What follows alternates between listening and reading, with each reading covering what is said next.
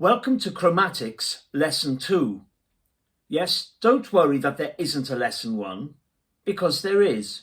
It's Lesson 14 in the Grade 1 series of lessons. Now that lesson at nearly 12 minutes is a real whopper of a lesson, and this one is shorter, and it revises the first part of it.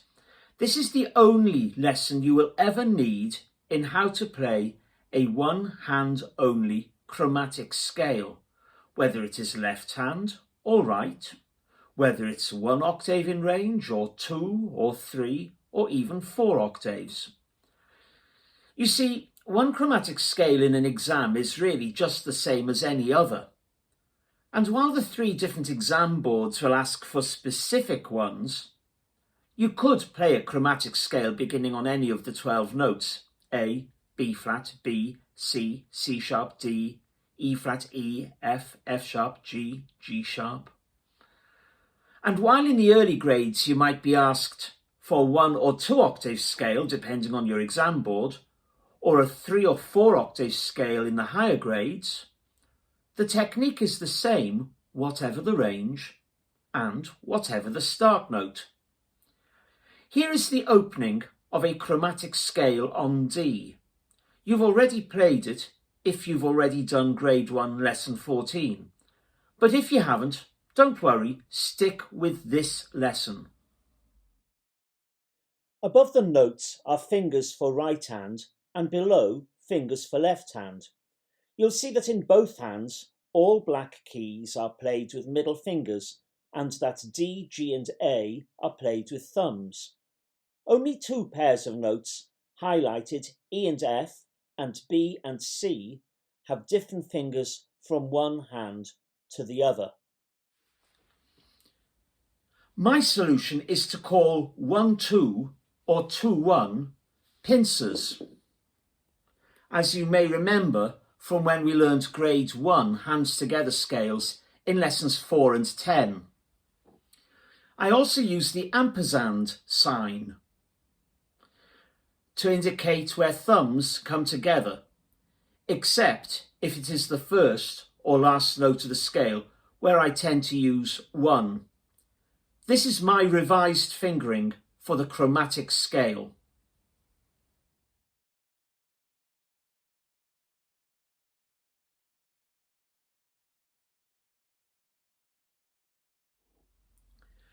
The only thing that now matters is memorising where you start, so you can remember where to stop at the top and where to head back to at the end.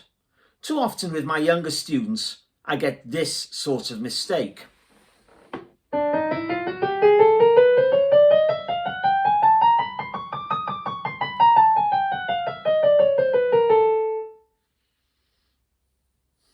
Where they go too far or not far enough. If you're doing a scale from D to D, then put a button on the C below and another button on the E above the top. Those are now notes you must not play. I used to recommend pennies or 5-pence pieces, but ended up having to take pianos apart when students dropped coins between the keys. I really shouldn't have to say this, but do not, under any circumstances, write on your keyboard. I have my buttons on the C below the bottom D and on the E above the top D, and my thumb on D, and away we go. 1, 3, pincers. 3, 1, 3, 1, 3, pincers. 3, 1, 3, pincers. 3, 1, 3, 1, 3, pincers. 3, 1, and back down 3, pincers. 3, 1, 3, 1, 3, pincers. 3, 1, 3, pincers. 3, 1, 3, 1, 3, pincers. 3, 1. And once more.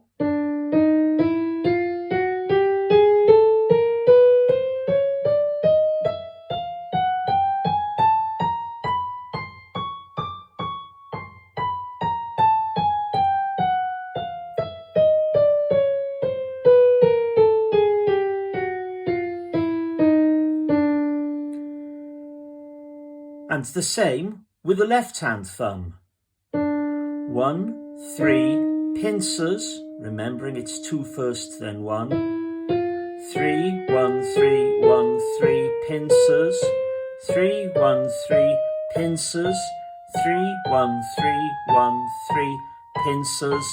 3, 1, 3, pincers. 3, 1, 3, 1, 3, pincers. 3, 1, 3, pincers. 3, 1, 3, 1, 3, pincers. 3, 1. And once more.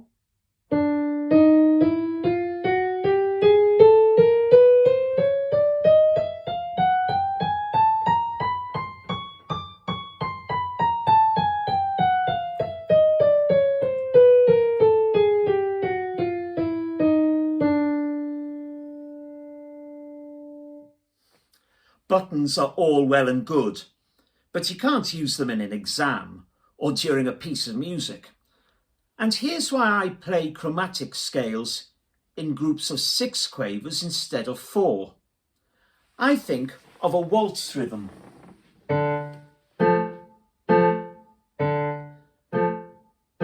Papa, like this.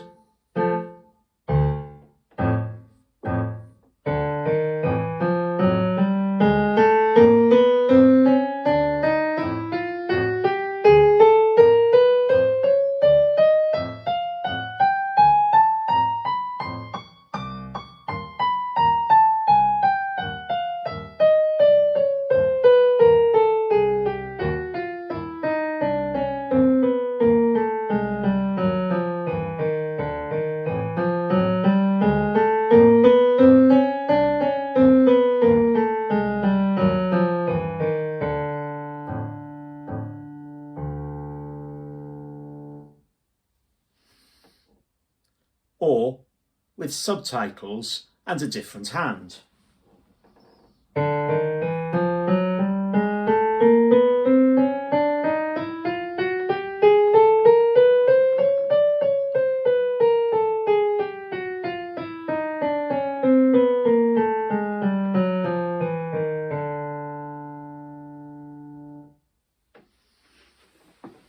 Congratulations!